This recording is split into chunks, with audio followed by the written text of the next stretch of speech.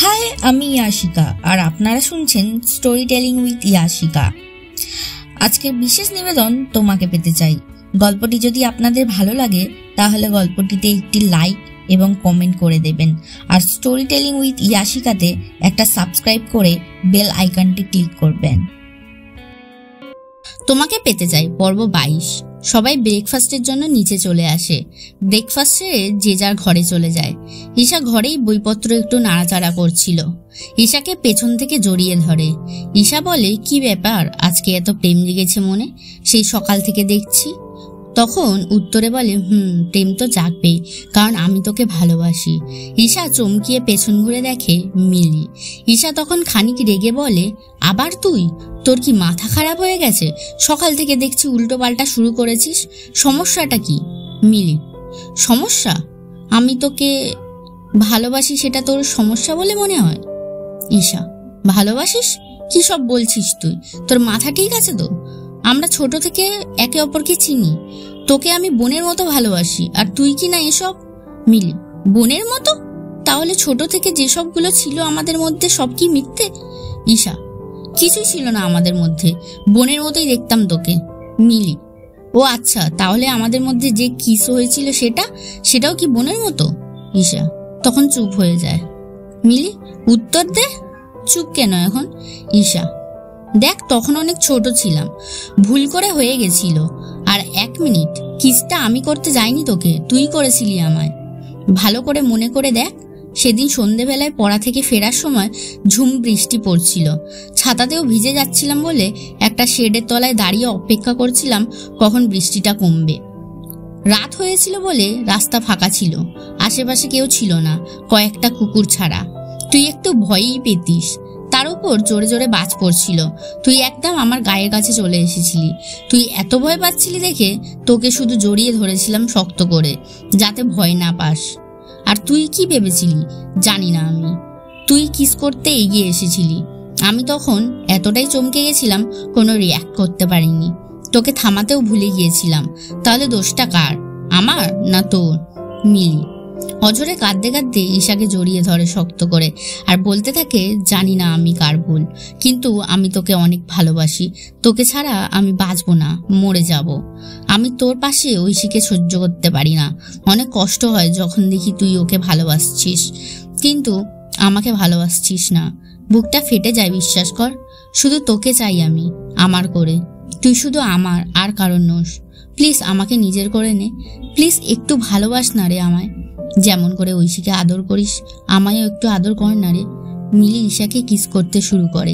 ঈশা মিলিকে কিছুতেই ছাড়াতে পারে না। মিলি ঈশাকে কিস করতে করতে ঈশার শার্টের বাটন খুলতে শুরু করে। সেই সময় ঘরে ঐশী ঢুকে পড়ে।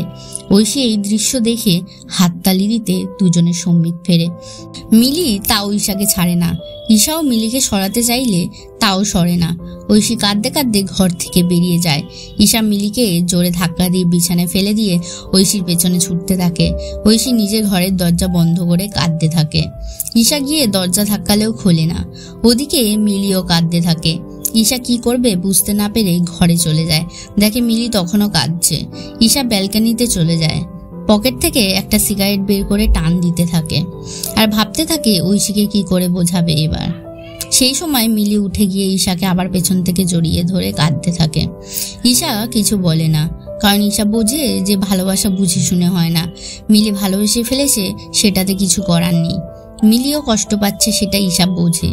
ঈশা পেছন ঘুরে মিলিকে জড়িয়ে ধরে ওর মাথায় হাত বুলিয়ে দিতে থাকে, আর ওকে বোঝায়, দেখ পাগলি, আমি জানি তুই আমায় অনেক ভালোবাসিস, কিন্তু দেখ, কিছু তো করার নেই, তাই না?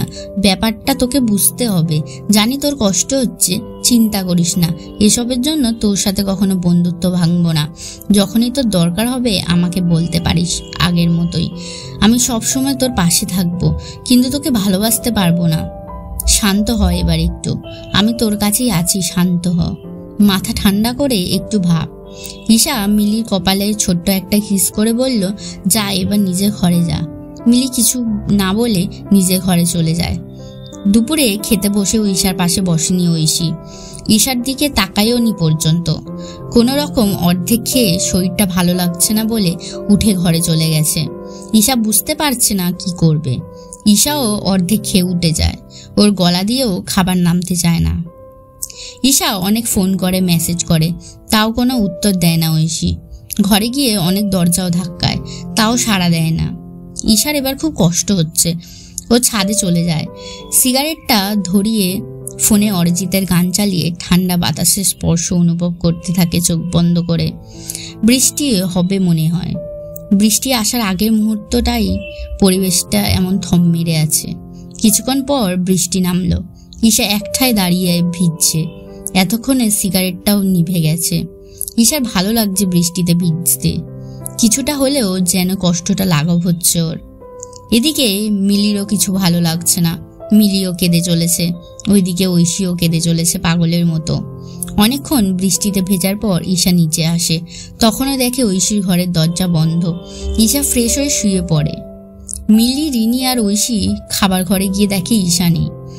রিনি রাগিনী দেবীকে জিজ্ঞাসা করে, কাকিমা ঈশা আসেনি কেন? রাগিনী দেবী বলেন, দাঁড়া আমি গিয়ে দেখে আসছি। রাগিনী দেবী উপরে চলে গেলেন, আর গীতা দেবী সবাইকে খাবার বেড়ে দিতে লাগলেন। কিছুক্ষণ পর রাগিনী দেবী খাবার ঘরে ফিরে এসে বললেন, ঈশার খুব জ্বর এসেছে, গা পুড়ে যাচ্ছে।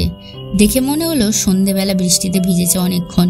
মেয়েটা এত অবাধ্য হয়েছে না, কি বলবো, একটাও কথা শোনে না, শুধরালো না আজও।